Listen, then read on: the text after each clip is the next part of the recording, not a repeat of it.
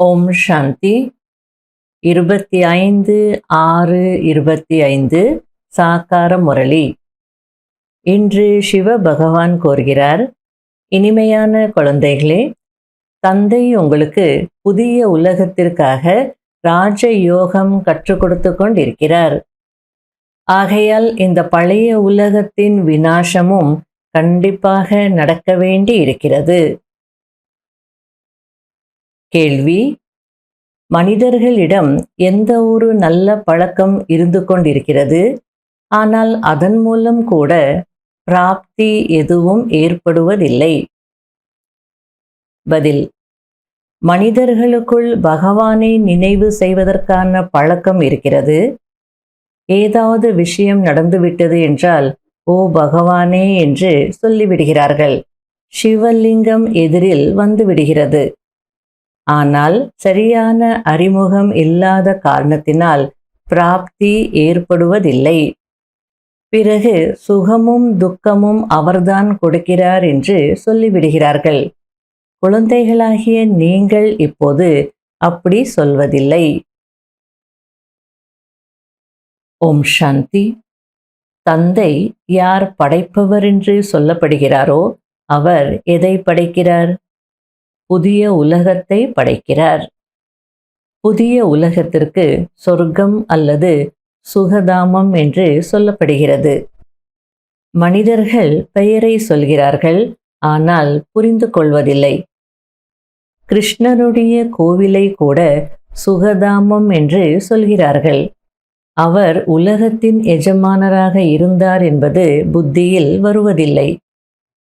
இதற்கு முன்பு உங்களுக்கும் எதுவும் தெரியாமல் இருந்தது. தந்தைக்கு அனைத்தும் தெரியும். அவர் சிருஷ்டியின் முதலிடை கடையை அறிந்தவர். இப்போது குழந்தைகளாகிய நீங்களும் தெரிந்திருக்கிறீர்கள். பரம்பிதா பரமாத்மா உயர்ந்ததிலும் உயர்ந்தவர் என்ற மகிமையை மட்டும் பாடுகிறார்கள். ஆனால் அவர் உயர்ந்ததிலும் உயர்ந்தவர், நம் அனைத்து ஆத்மாக்களின் தந்தை. அவரும் கூட புள்ளி வடிவத்தில்தான் இருக்கிறார். அவருக்குள் சிருஷ்டியின் முதலிடை கடையின் ஞானம் இருக்கிறது என்பது யாருடைய புத்தியிலும் வருவதில்லை. இப்போது நீங்கள் புத்திசாலிகளாக ஆகியிருக்கிறீர்கள். தந்தை ஞானக்கடல். அவர் நமக்கு ஞானத்தை சொல்கிறார், படிப்பிக்கிறார் என்பதை தெரிந்திருக்கிறீர்கள். இப்போது பக்தர்களுக்கு பக்தியின் பலன் தேவை. ஏனென்றால் அவர்கள் உழைப்பதே பகவானை சந்திப்பதற்காகத்தான்.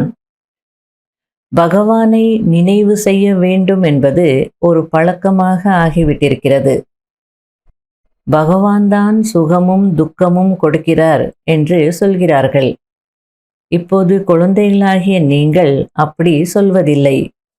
தந்தை சுகத்தை வழங்கும் வள்ளல் என்பதை நீங்கள் அறிவீர்கள். சத்யுகத்தில் சுகதாமம் இருந்தது. அங்கே துக்கத்தின் பெயர் இருக்கவில்லை. கலியுகத்தில் இருப்பதோ துக்கம். இங்கு சுகத்தின் பெயரே இல்லை. பரமாத்மா சர்வ வியாபி என்கிறார்கள். தந்தை எங்கும் நிறைந்தவர் என்றால் பிறகு அனைவருமே தந்தை என்று ஆகிவிடும். தந்தையிடமிருந்து குழந்தைகள்தான் ஆஸ்தி அடைவார்கள். உங்களுக்கு இப்போது கிடைக்கும் அறிவு பிறகு அங்கே இருக்காது. அங்கே நாம் மீண்டும் இறங்கி விடுவோம் என்பது தெரிந்திருக்குமா என்ன? அது தெரிந்திருந்தால் பிறகு சுகத்தின் உணர்வே வராது. இந்த நாடகத்தின் ஞானம் இப்போது மட்டும்தான் உங்களுடைய புத்தியில் இருக்கிறது. குழந்தைகளாகிய நீங்கள் குஷியில் திளைத்திருக்க வேண்டும். எல்லைக்கப்பாற்பட்ட தந்தை சிவபாபா நமக்கு படிப்பித்துக் கொண்டிருக்கிறார். அவர் ஞானக்கடல், சிருஷ்டியின் முதலிடை கடைசியை அறிந்தவர். இப்படிப்பட்ட தந்தை நமக்காக வந்திருக்கிறார் என்றால் குஷியில் குதூகலம் ஏற்படுகிறது. பாபா, நாங்கள் உங்களை எங்களுடைய வாரிசாக ஆக்கிக் கொண்டோம் என்று பாபாவுக்கு சொல்கிறார்கள். தந்தை குழந்தைகள் மீது பலியாகி விடுகிறார். அதாவது தந்தை குழந்தைகளுக்கு அனைத்தையும் அர்ப்பணம் செய்து விடுகிறார். குழந்தைகள் பிறகு, பகவானே, நீங்கள் வரும்போது நாங்கள் உங்கள் மீது பலியாகி விடுவோம் என்கிறார்கள். அதாவது அர்ப்பணமாகுவோம், அனைத்தையும் உங்களுக்கு அர்ப்பணம் செய்து விடுவோம், குழந்தையாக ஆக்கிக்கொள்வோம் என்று சொல்கிறார்கள். பாபாவை எப்படி வாரிசாக்குவது? இதுவும் கூட ஆழமான விஷயமாகும். தன்னுடைய அனைத்தையும் எக்ஸ்சேஞ்ச் செய்வது என்பது புத்தியின் வேலையாகும். எவ்வளோ அழகா பாபா சொல்லிட்டு இருக்கிறார். பொதுவாக உலகத்துல கூட அந்த தந்தையானவர் என்ன செய்வார்? எல்லாத்தையும் குழந்தைகளுக்கு அர்ப்பணம் செய்திடுவார். என்னென்ன சொத்து இருக்கோ, ஆஸ்தி இருக்கோ, எல்லாமே யாருக்காக? குழந்தைகளுக்காக. கடைசியில் எல்லாத்தையும் குழந்தைகளுக்கு கொடுத்துட்றார். அதே போல பாபா புரிய வச்சிட்டு இருக்கிறார். நானும் குழந்தைகளுக்கு சங்கம யுகத்துல எல்லாத்தையும் கொடுத்துட்றேன், குழந்தைகள் மீது பலியாயிடுறேன், எல்லாத்தையும் அர்ப்பணிக்கிறேன் அப்படின்னு. அதுக்கப்புறம் குழந்தைகள் துவாபர யுகத்துல என்ன சொன்னோம்? பகவானே, நீங்க வாங்க, நீங்க வந்தீங்கன்னா நாங்க உங்களுக்கு அர்ப்பணம் ஆயிடுவோம், உங்களுக்கு பலியாயிடுவோம் அப்படின்னா உங்களை வாரிசாக்கி கொண்டு உங்களுக்கு அனைத்தையும் அர்ப்பணம் செய்திருவோம் அப்படின்னு நீங்களும் சொல்றீங்க அப்படின்றார். சங்கம யுகத்துல பகவான் அப்படி அர்ப்பணம் ஆனதுனால்தான் துவாபர யுகம் வரும்போது பக்தி மார்க்கத்துல நாம இப்படி சொல்ல ஆரம்பிக்கிறோம். அதுக்கப்புறம் சங்கம யுகம் வரும்போது உண்மையிலும் எல்லாத்தையும் அர்ப்பணம் பண்ணிட்டு பகவானுக்கு பலியாயிட்டு அவரை வாரிசாக ஆக்கிக்கிறோம். பலியாகிறது, அர்ப்பணம் செய்வதுன்னா என்ன? அவரை குழந்தையாக ஆக்கிக்கிறோம். அதனால இது புத்தியினுடைய வேலை அப்படின்றார். மிகவும் ஆழமான விஷயம். வாரிசாக்கி கொண்டு பிறகு தன்னுடைய சரீர நிர்வாகத்தையும் செய்ய வேண்டும். ட்ரஸ்டி என்று புரிந்து கொண்டு மட்டும் இருக்க வேண்டும். இதுபோல் பல யுக்திகளை பாபா சொல்லிக்கொண்டே இருப்பார். தந்தை இதை மட்டும் பார்க்கிறார். அதாவது எந்த பாவ கர்மத்திலும் பணத்தை வீணாக செலவழிப்பதில்லை தானே. மனிதர்களை புண்ணியாத்மா ஆக்குவதில் பணத்தை ஈடுபடுத்துகிறார்களா? சேவையும் விதிப்படி செய்கிறார்களா? இதை முழுமையாக சோதனை செய்கிறார். அதாவது பாபா இதெல்லாமே உன்னுடையது அப்படின்னு நம்ம சொல்றோம் அப்படின்னா மொத்தமும் நம்ம அர்ப்பணிச்சிட்டோம் அப்படின்னு இல்லை, நம்ம கிட்ட தான் இருக்கும். ஆனா அர்ப்பணமான விஷயங்கள் அப்படின்னா ட்ரஸ்டியாகி சரீர நிர்வாகம் செய்யணும், வேஸ்ட் பண்ணக்கூடாது. இதுதான் பாபா பார்க்குறார். பாவ கர்மத்துல பணத்தை வீணாக செலவழிப்பதில்லை தானே, அல்லது மனிதர்களை புண்ணியாத்மா ஆக்குவதில் பணத்தை ஈடுபடுத்துறாங்களா? இதுதான் பாபா சோதனை செய்கிறார். அல்லது சிலர் சேவை செய்கிறேன்னு சொல்லிட்டு முறைப்படி செய்யறதில்ல, அவங்க இஷ்டத்துக்கு செய்வாங்க. அதில் சேவையும் முறைப்படி செய்கிறாங்களா இதை நான் செக் பண்ணுறேன், அவ்வளோதான் அப்படின்றார். பிறகு ஆலோசனை கூறுவார். இவர் கூட தொழில் செய்யும் போது ஈஸ்வரனின் பெயரில் தனியாக எடுத்து வைத்தார் அல்லவா? பிரம்மாவை பற்றி சொல்லிட்டு இருக்கிறார். அது இன்டைரக்டாக இருந்தது. இப்போது தந்தை டைரக்டாக வந்திருக்கிறார். அதாவது பக்தி மார்க்கத்துல கூட பிரம்மா பாபா பகவானுடைய பெயர்ல ஒரு அமௌண்ட் தனியாக எடுத்து வைப்பார். அதுக்கு பாபா சொல்லிட்டு இருக்கிறார், அது இன்டைரக்ட். இப்போ டைரக்டா வந்திருக்கிறார் பாபா, நேரடியாக வந்திருக்கிறார்.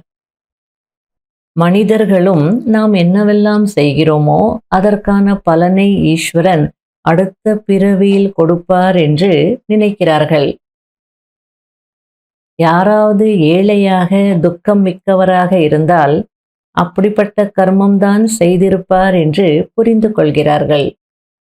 நல்ல கர்மம் செய்திருந்தால் சுகம் மிக்கவர்களாக இருப்பார்கள். தந்தை குழந்தைகளாகிய உங்களுக்கு கர்மங்களின் விளைவுகளை புரிய வைக்கிறார். ராவண ராஜ்யத்தில் உங்களுடைய அனைத்து கர்மங்களும் பாவ கர்மங்களாக தான் ஆகிவிடுகிறது. சத்தியுகம் திரேதா யுகங்களில் ராவணனே இல்லை. ஆகையால் அங்கு எந்த கர்மமும் பாவ கர்மமாக ஆகுவதில்லை. இங்கே செய்யும் நல்ல கர்மங்களுக்கு அல்ப காலத்திற்கு சுகம் கிடைக்கிறது. இருந்தாலும் கூட ஏதாவது வியாதி பிரச்சனைகள் இருக்கத்தான் செய்கிறது. ஏனென்றால் அல்ப காலத்திற்கான சுகமாக தான் இருக்கிறது.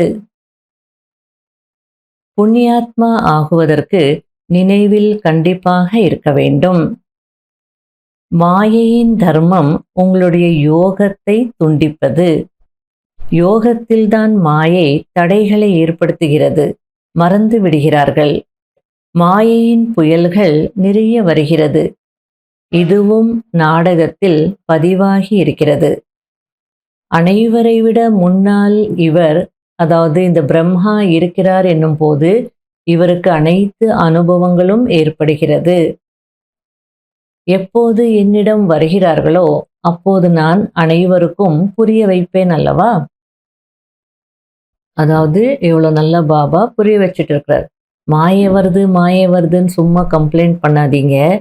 மாயையினுடைய தர்மமே உங்களுடைய யோகாவை கட் பண்ணுறது. அதனுடைய வேலை கரெக்டாக அது செய்கிறது. நம்முடைய தர்மம் என்ன? அமைதி. சுய தர்மத்தில் இருக்கணும், ஆத்ம தர்மத்தில் இருக்கணும், தேக அபிமானத்திலிருந்து விடுபட்டு இருக்கணும். ஆகையில மாயையை குறை சொல்லக்கூடாது. கண்டிப்பாக யோகத்தில் மாயை தடைகளை ஏற்படுத்தும் தான். புயல்கள் வரதா செய்யும். அதுக்கு சிவபாபா பிரம்மாவுடைய உதாரணத்தை கொடுத்து புரிய வச்சிட்டு இருக்கிறார். எல்லாருக்கும் முன்னாடி இவர் தானே இருக்கிறார். இவருக்கு எல்லா அனுபவங்களும் இருக்கு. ஆகையால மாயை வந்தது புயல் வந்ததுன்னு சொல்லாதீங்க. பிரம்மா பாபா கிட்ட கேட்டாலே போதும், அவர் புரிய வைப்பார் அப்படின்னு சொல்லிட்டு இருக்கிறார். சிவனின் ஊர்வலம் என்று பாடப்பட்டிருக்கிறது அல்லவா? சிவபாபா வர வேண்டும். ஆத்மாக்களாகிய நாம் அனைவரும் செல்ல வேண்டும். சிவபாபா வருவதே அனைவரையும் அழைத்து செல்வதற்காக. இதுதான் சிவனுடைய ஊர்வலம். சத்யுகத்தில் இவ்வளவு ஆத்மாக்கள் இருக்க மாட்டார்கள். இனிமையிலும் இனிமையான தேடி கண்டெடுக்கப்பட்ட செல்ல குழந்தைகளுக்கு மாத்பிதா பாப் தாதாவின் அன்பு நினைவுகள் மற்றும் குட் மார்னிங். ஆன்மீக குழந்தைகளுக்கு ஆன்மீக தந்தையின் நமஸ்காரம். கடைபிடிக்க வேண்டிய முக்கியமான சாராம்சம். முதல் பாயிண்ட், சிவபாபாவை தன்னுடைய வாரிசாக ஆக்கிக்கொண்டு அனைத்தையும் எக்ஸ்சேஞ்ச் செய்துவிட வேண்டும். வாரிசாக ஆக்கிக்கொண்டு ஷரீர நிர்வாகம் செய்ய வேண்டும். ட்ரஸ்டி என புரிந்து கொண்டு இருக்க வேண்டும். பணத்தை எந்த பாவ கர்மத்திலும் ஈடுபடுத்தக்கூடாது. இரண்டாவது பாயிண்ட், சுயம் ஞானக்கடல் தந்தை நம்மை படிக்க வைத்து கொண்டிருக்கிறார் என்று உள்ளுக்குள் குஷியில் திளைத்திருக்க வேண்டும். புண்ணியாத்மா ஆகுவதற்கு நினைவில் இருக்க வேண்டும். மாயையின் புயல்களினால் பயப்படக்கூடாது. வரதானம். சத்தியத்தன்மையின் ஆதாரத்தில் ஒரு தந்தையை வெளிப்படுத்தக்கூடிய பயமற்ற அத்தாரிட்டி ஆகுங்கள். பயமில்லாத அதிகாரமுடையவர் ஆகுங்கள். சத்தியத்தன்மைதான் வெளிப்பாட்டிற்கான ஆதாரமாகும். தந்தையை வெளிப்படுத்துவதற்கு பயமற்றவர் மற்றும் அத்தாரிட்டி ஸ்வரூபமாகி பேசுங்கள், தயக்கத்துடன் அல்ல. அநேக வழிமுறைகளை பின்பற்றக்கூடியவர்கள் எப்போது இந்த ஒரு விஷயத்தை மட்டும் ஏற்றுக்கொள்கிறார்களோ, அதாவது நம் அனைவரின் தந்தை ஒருவர், மேலும் அவர்தான் இப்போது காரியம் செய்து கொண்டிருக்கிறார். நாம் அனைவரும் அந்த ஒருவரின் குழந்தைகள் ஒன்றுதான், இது ஒன்றுதான் யதார்த்தமானது என்று ஏற்றுக்கொள்ளும் போது வெற்றி கொடி ஏற்றப்பட்டு விடும். இந்த சங்கல்பத்துடன் முக்திதாமம் செல்வார்கள். பிறகு எப்போது அவர்களுடைய பாகத்தை நடிக்க வருகிறார்களோ அப்போது முதலில் கடவுள் ஒருவரே என்ற இந்த சம்ஸ்காரம்தான் எமர்ஜ் ஆகும். இதுதான் பொன்னுலகத்தின் நினைவாகும். அதாவது இப்போவும் எல்லாருமே கடவுள் ஒருவர்தான், பல பெயர்கள் இருந்தாலோ, பல தர்மங்கள் இருந்தாலோ, பல மொழிகள் இருந்தாலோ, இறைவன் ஒருவர்தான் அப்படின்னு சொல்றாங்க இல்லையா? அதுக்கு காரணம் பாபா புரிய வச்சிட்டு இருக்கிறார். நீங்க சத்தியத்தன்மையினுடைய ஆதாரத்துல பயமற்றவராகி, அத்தாரிட்டியுடையவராகி எப்போ பாபாவை வெளிப்படுத்துறீங்களோ, எப்போ அநேக வழிகளில் இருக்கிறவங்க இறைவன் ஒருவர்தான், நாம் அனைவரின் தந்தை அப்படின்னு எப்போ ஏத்துக்கிறாங்களோ, நாம் எல்லாம் ஒன்று அப்படின்னு ஏத்துக்கிறாங்களோ, இதுதான் யதார்த்தம் அப்படின்னு ஏத்துக்கிறாங்களோ, அப்போ வெற்றி கொடி ஏற்றப்படும். இந்த சங்கல்பத்துடன் தான் அவங்க முக்திதாமம் போவாங்க. லாஸ்ட் தாட் இதுவாக தான் இருக்கும். அதுக்கப்புறம் அவங்களுடைய பாகத்தை நடிக்க எப்போ வராங்களோ, அப்போ இதுதான் முதல் தாட் எமர்ஜ் ஆகும். அதனால்தான் அவங்கள இறைவன் ஒருவர் தான் அப்படின்னு சொல்லுவாங்க அப்படின்னு புரிய வச்சிருக்கிறார். அதனால இப்போ நம்மளுடைய வேலை இறைவன் ஒருவர் தான், நாம் எல்லாம் ஒன்று, அந்த ஒரு இறைவனுடைய குழந்தைகள் அப்படின்றது வெளிப்படுத்தணும். ஸ்லோகன்: சகித்து கொள்வதுதான் தன்னுடைய சக்தி ரூபத்தை வெளிப்படுத்துவதாகும். அவ்யக்த சமிகை: எப்படி இந்த தேகம் தெளிவாக தெரிகிறதோ அதுபோல் தன்னுடைய ஆத்மாவின் ஸ்வரூபம் தெளிவாக தென்பட வேண்டும், அதாவது அனுபவத்தில் வர வேண்டும். நெற்றியில், அதாவது புத்தியின் நினைவு மற்றும் பார்வை மூலம் ஆத்மஸ்வரூபத்தை தவிர வேறெதுவும் தென்படக்கூடாது. அதாவது இந்த கண்களுக்கு சரீரம் தெரியுது, அதுபோல நம்முடைய மூன்றாவது கண் புத்தி கண். அந்த புத்தி கண்ணுக்கு நெற்றியில ஆத்மாதான் தெளிவாக தெரியணும், அல்லது நினைவிற்கு வரணும், வேறு எதுவுமே வரக்கூடாது அப்படின்னு சொல்லிட்டு இருக்கிறார். இதுபோல் நிரந்தர தபஸ்வி ஆகுங்கள். அப்போது ஒவ்வொரு ஆத்மாவுக்காகவும் நன்மைக்கான சங்கல்பம் உற்பத்தி ஆகும். நம்ம ஆத்மாவை பார்க்கும்போது அந்த ஆத்மாவுக்கு நன்மை நடக்கிறதுக்கு என்ன தேவையோ அந்த சங்கல்பம் தான் எழும். யாராவது தங்களுடைய சம்ஸ்கார ஸ்வபாவத்திற்கு வசமாகி உங்களுடைய முயற்சியில் சோதனைக்கு நிமித்தமாகி இருந்தாலும் அவருக்காகவும் சதா நன்மைக்கான சங்கல்பம் எழ வேண்டும்.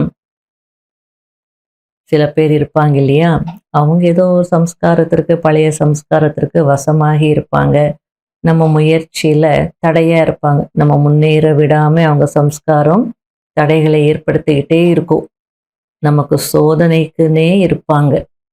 அவங்களுக்காகவும் நன்மைக்கான சங்கல்பம் தான் வரணும் அப்படின்னு சொல்லிட்டு இருக்கிறார். அப்போதான் நிரந்தர தபஸ்வி ஆக முடியும்.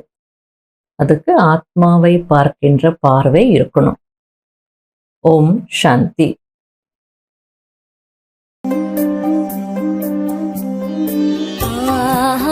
எனது பாக்யமே பாபா உன் அன்பு கிடைத்ததே.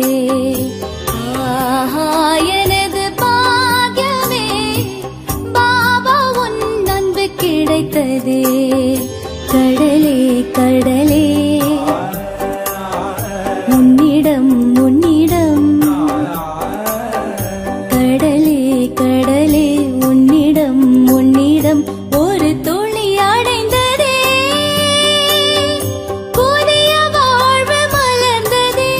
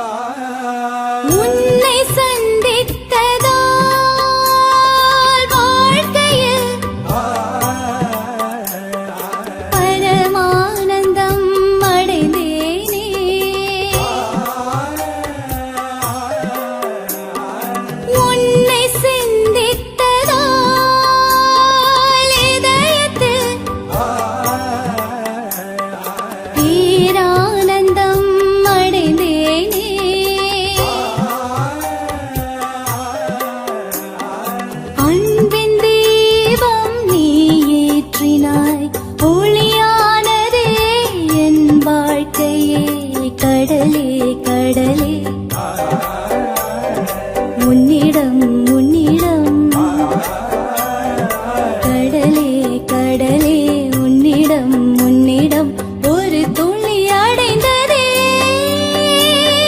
புதிய வாழ்வு மலர்ந்ததே ஆஹா எனது பாகியமே பாபா உன் அன்பு கிடைத்ததே